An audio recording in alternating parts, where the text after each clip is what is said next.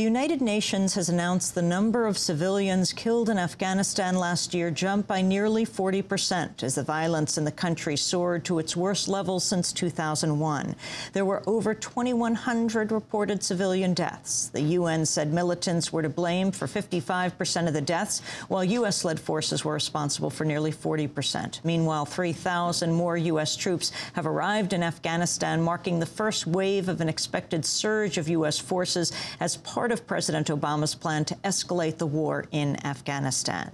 Richard Holbrooke, Obama's special envoy to South Asia, said Monday India and Pakistan face one of the most serious security threats since the end of British rule 62 years ago as Islamist militants advanced towards Islamabad, the capital of Pakistan. Holbrooke's comment came after the Pakistani government announced it would allow Islamic or Sharia law to be imposed in the Swat Valley region as part of a peace accord with the Taliban. The Swat Valley is located just 155 miles northwest of Islamabad. On Sunday, Pakistani President Ali Zardari admitted the Taliban was now present in huge amounts of Pakistan. Meanwhile, Pakistani Prime Minister Yusuf Raza Gilani condemned the recent U.S. drone attacks that have killed 60 people in Pakistan over the past 4 days.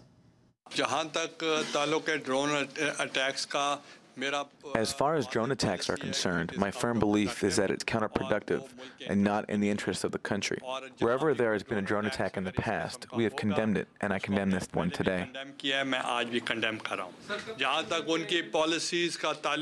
As for their policy and when it will change, policies are changing all over the world. The people voted Obama in because they wanted to change, so I'm sure he will review his policies.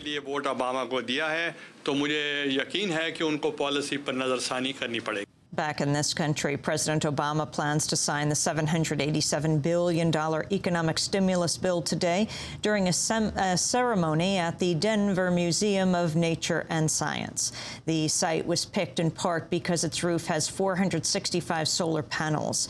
People who are invited to the ceremony include, well, 250 clean energy business leaders and community stakeholders. In other economic news, California plans to send notices to 20,000 state workers today. Their jobs may be eliminated due to budget cuts. The announcement came a day after California lawmakers failed to pass a $40 billion budget that would have plugged the state's deficit with a mix of tax hikes and spending cuts. In Kansas, the state has suspended income tax refunds and may not be able to pay employees on time because the state doesn't have enough money in its main bank account to pay its bills. Former President Bill Clinton said Monday he should not take any blame for the current financial crisis. Clinton's comment came during an interview with Ann Curry on the Today Show.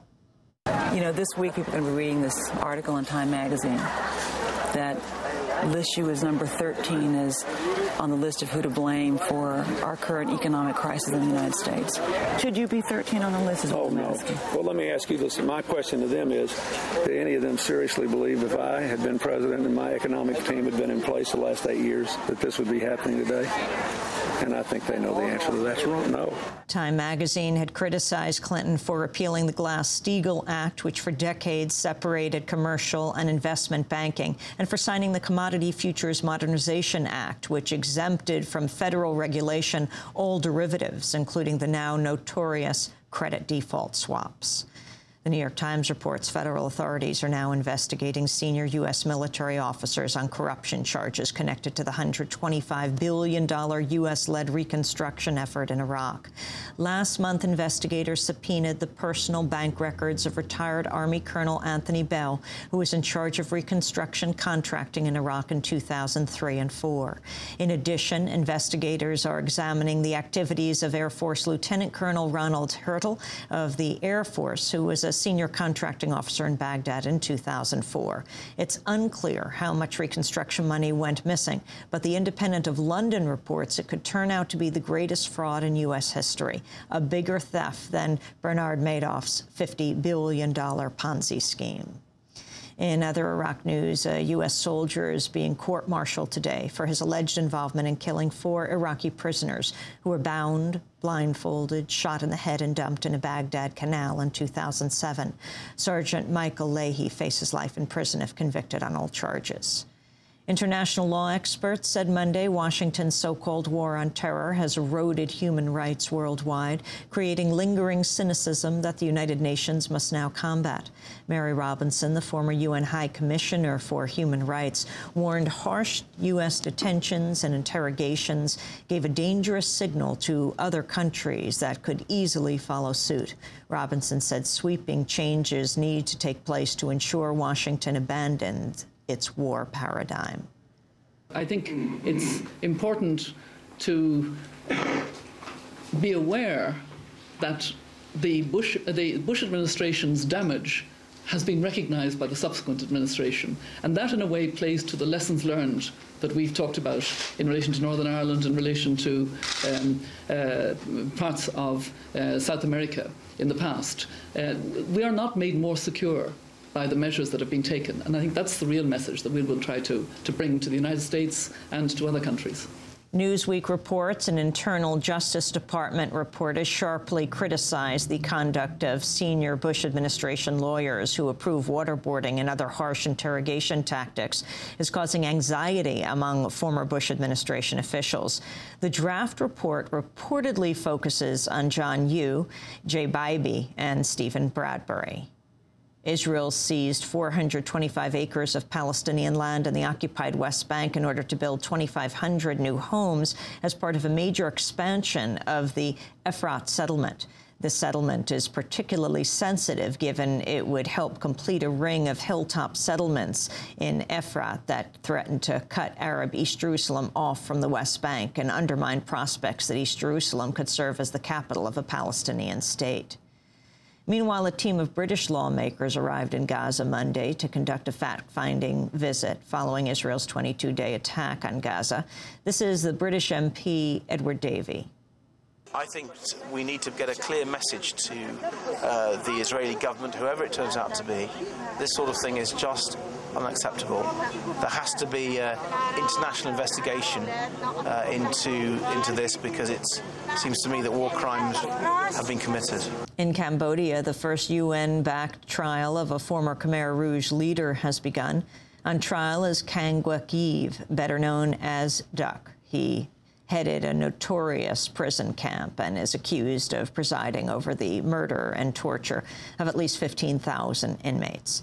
The trial comes 30 years after the fall of the Khmer Rouge. It marks the first time a leading figure of the Khmer Rouge has gone on trial. The United Nations calling on rich nations to forge a global Green New Deal that puts the environment, climate change, and poverty reduction at the heart of efforts to reboot the world economy. At a meeting in Kenya, the United Nations Environment Program said leaders from the group of 20 nations should commit at least 1% of gross domestic product over the next 2 years to slashing carbon emissions. This is Achim Steiner, Executive Director of the UNEP. Our meeting this year takes place against the backdrop of the most serious economic recession in a generation, some would say perhaps even longer. The traditional response to economic recession when addressing environmental issues that essentially economic recession is a detraction from attention to environmental imperatives to act. Kenyan President Mwai Kibaki also spoke at the UN meeting in Nairobi. Environmental degradation continues to undermine the prospects of fighting poverty and the realization of high economic growth and sustainable development, particularly in many developing countries. Climate researchers have found worldwide carbon emissions have grown sharply since 2000, despite growing concern of global warming. During the 1990s, carbon emissions grew by less than 1% per year. Since 2000, emissions have grown at a rate of 3.5% per year. No part of the world had a decline in emissions from 2000 to 2008. Climate scientist Christopher Field, the largest factor in this increase is the widespread adoption of coal as an energy source. In related news, environmental activists here in this country are intensifying efforts to stop the construction of new coal power plants and to end the practice of mountaintop coal removal. In West Virginia, 2 members of the group Climate Ground Zero were arrested on Monday for interfering with mountaintop removal at a site owned by Massey Energy. On March 2nd, a coalition of environmental groups are planning to stage a large protest at the Capitol coal plant in Washington, D.C., in what's expected to be the largest civil disobedience on climate change in U.S. history.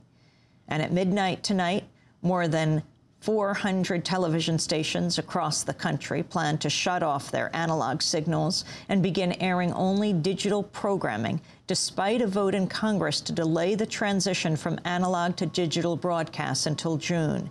The major broadcast networks, including ABC, CBS, Fox, and NBC Telemundo, have agreed that the stations they own and operate would continue to broadcast in analog until June, but that affiliate stations could choose when to switch. An estimated 6.5 million households are unprepared for the digital transition. Elderly, Latino, and low-income households are believed to be the most affected.